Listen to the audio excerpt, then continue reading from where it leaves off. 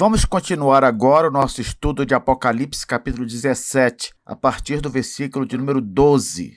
Dê uma pausa no vídeo, faça sua oração e peça a iluminação do Espírito para entender o que eu vou dizer aqui e então volte para prosseguirmos com o estudo. Se você gosta de assistir aos vídeos do canal, por favor, inscreva-se, comente, compartilhe e deixe o seu gostei. Vamos lá, Apocalipse 17, versículo 12, que diz: Os 10 chifres que viste são 10 reis, os quais ainda não receberam reino, mas recebem autoridade como reis, com a besta, durante 1 hora. No início do versículo temos: os 10 chifres que viste são 10 reis. Essa parte inicial do versículo 12, ela está nos remetendo ao início deste capítulo 17, especificamente ao versículo 3º, que diz: Transportou-me o anjo em espírito a um deserto e vi uma mulher montada numa besta escarlate, besta repleta de nomes de blasfêmia, com 7 cabeças e 10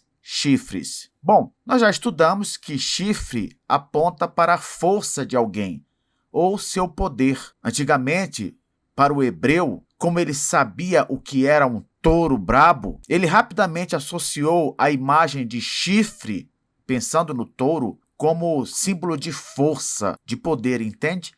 Então, quando nós vemos nas profecias se referindo a chifres em alguma criatura, é simplesmente uma forma simbólica de se referir ao poder dessa criatura, à força que ela tem. Aqui, no caso, nós interpretamos que esses 10 chifres são governantes subordinados. Por quê? Porque diz que eles são aqueles que ainda não receberam reino, isto é, não governam como o anticristo final. Eles não têm a mesma autoridade que o anticristo final, mas recebem autoridades como reis. Ou seja, eles governam também. Eles governam junto com a besta, junto com o anticristo, durante 1 hora. Explicando melhor, são governantes deste mundo, subordinados ao anticristo, que cedem a ele, ao anticristo, sua força, seu poder. Por isso que são chamados de chifres. Eles cedem o poder para governarem junto com o anticristo, sob o comando dele, mas durante pouco tempo. É isso que significa dizer durante 1 hora. 1 hora, em Apocalipse, refere-se sempre a pouco tempo. E nós já aprendemos aqui que o anticristo final, ainda bem, vai governar por um curto período. Versículo 13. Tem estes quem? Os governantes subordinados ao anticristo, os chifres. Tem estes um só pensamento e oferecem à besta, isto é, ao anticristo, o poder e a autoridade que possuem. Viu o que eu falei?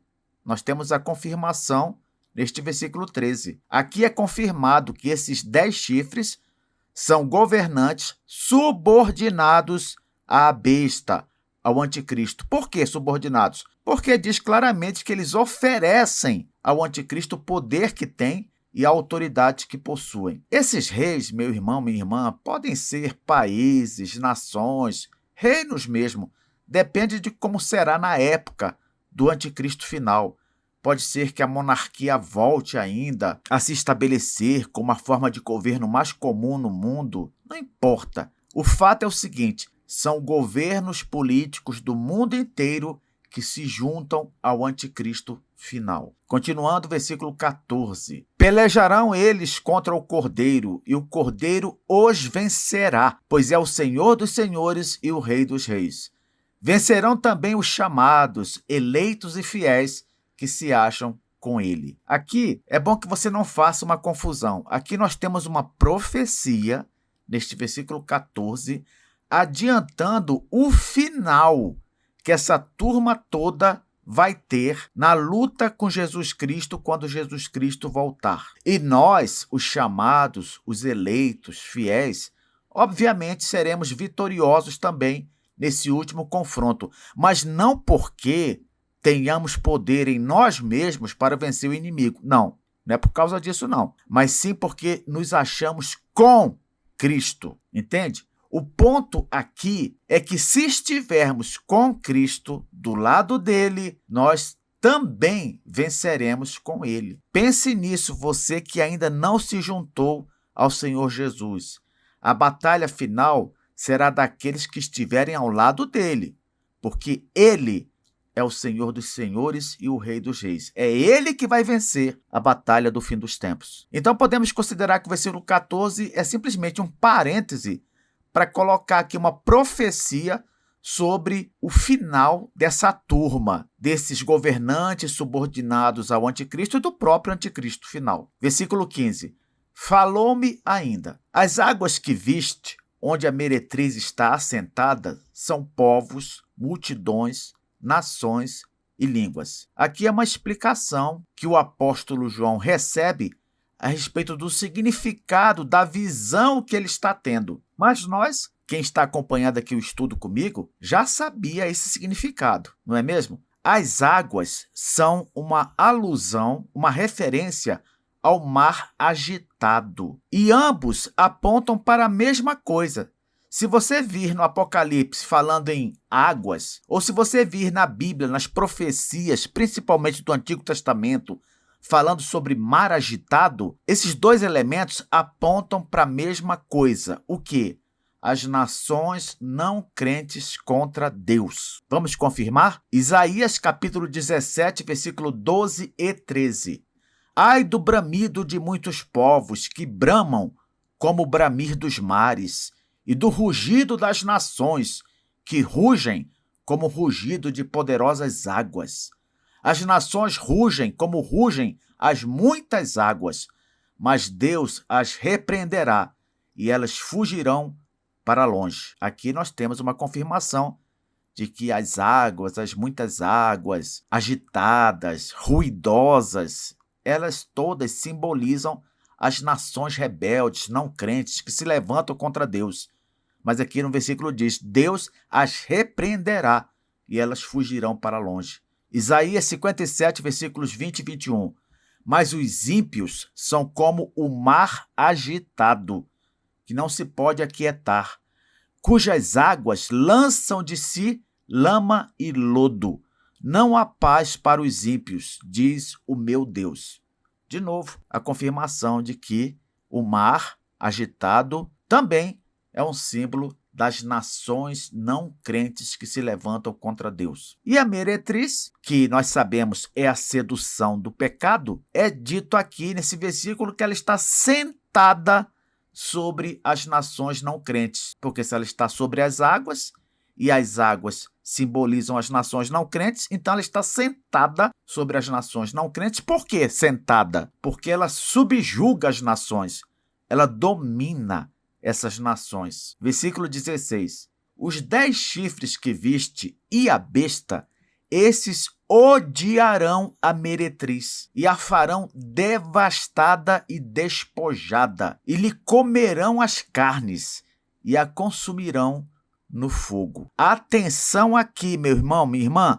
Atenção, os 10 chifres, os governantes subordinados ao anticristo final, juntamente com a besta, que é o anticristo final, ambos odiarão a meretriz. Professor, como assim odiarão a meretriz se a meretriz é a sedução pecaminosa? Na verdade, nós temos aqui nesse texto uma figura de linguagem conhecida como metonímia. A metonímia é uma figura de linguagem em que uma palavra substitui outra, não porque elas sejam parecidas, mas porque elas têm uma relação muito próxima. Nós usamos a metonímia quando nós queremos falar uma coisa para representar outra. E aí todo mundo vai entender pelo contexto. Professor, me dê um exemplo para eu compreender melhor o que você está ensinando aí. Ok, vamos lá. Um exemplo. Vamos imaginar que alguém pergunte assim: você já leu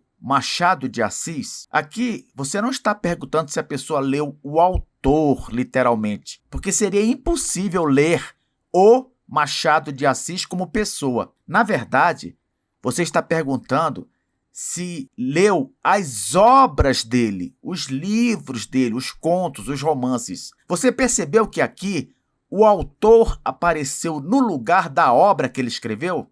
Então, isso é metonímia.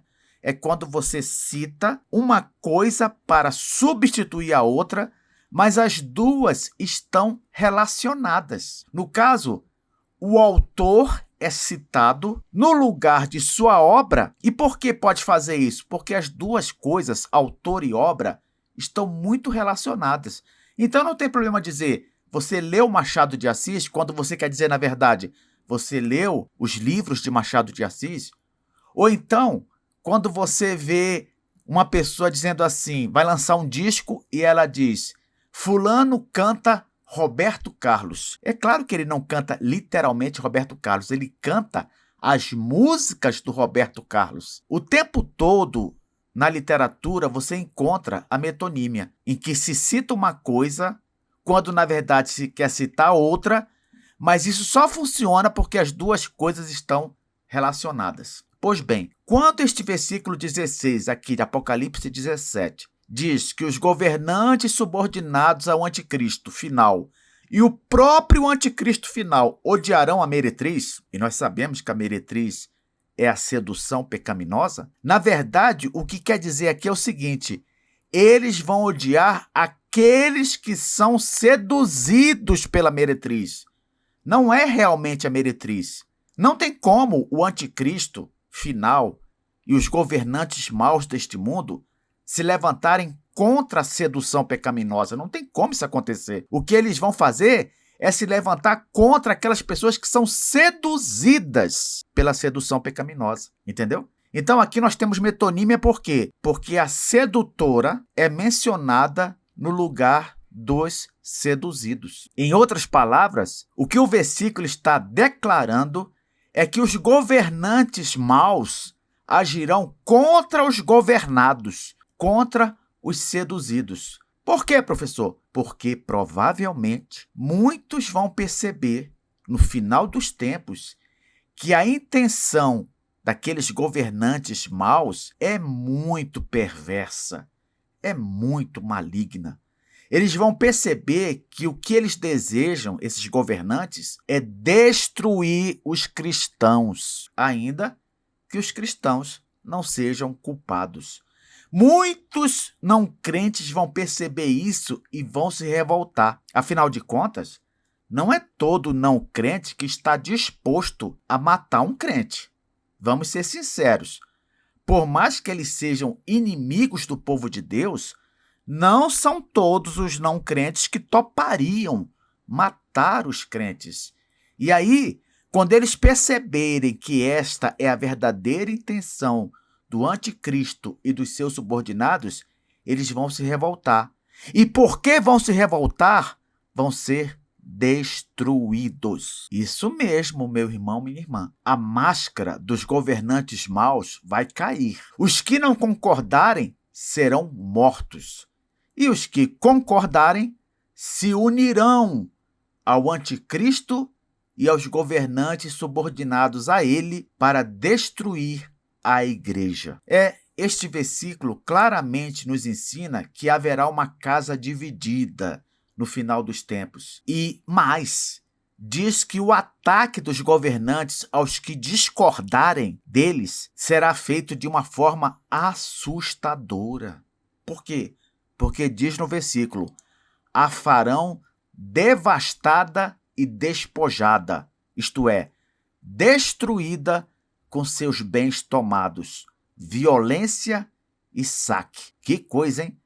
Os não crentes que não concordarem em matar a igreja vão ser destruídos e os seus bens vão ser tomados. Além disso, diz também, e lhe comerão as carnes. Olha a descrição aqui. Os governantes são descritos como animais que, após abater sua presa, se satisfazem com seu fim aos poucos. Eles curtirão o fim de seus inimigos com todo prazer, como um animal que, depois de matar, fica saboreando a carne de sua presa derrotada. E, além disso, o versículo também diz, e a consumirão no fogo. Em outras palavras, os governantes destruirão os não crentes rebeldes de uma forma terrivelmente dolorosa, porque nós sabemos que o fogo é uma forma bastante dolorosa de matar alguém. Não à toa, o fogo é utilizado como símbolo da condenação do inferno, não é isso? Pois é, meu irmão, minha irmã. Quando a propaganda falhar, quando a ideologia não convencer mais, vai aparecer o porrete. Mas lembre-se de que Jesus já havia advertido durante seu ministério terreno que uma casa dividida não pode subsistir, não pode permanecer. Olha o que falou o Senhor Jesus em Mateus 12, 25, que diz: Jesus, porém, conhecendo seus pensamentos, disse-lhes: todo reino dividido contra si mesmo é devastado, e toda cidade ou casa dividida contra si mesma não subsistirá. Eu pergunto para você, teria sido essa uma profecia de Jesus com respeito ao governo do anticristo final? Quem sabe? Na próxima aula continuaremos a falar mais sobre essa eliminação dos não crentes rebeldes por parte dos governantes maus. Até lá.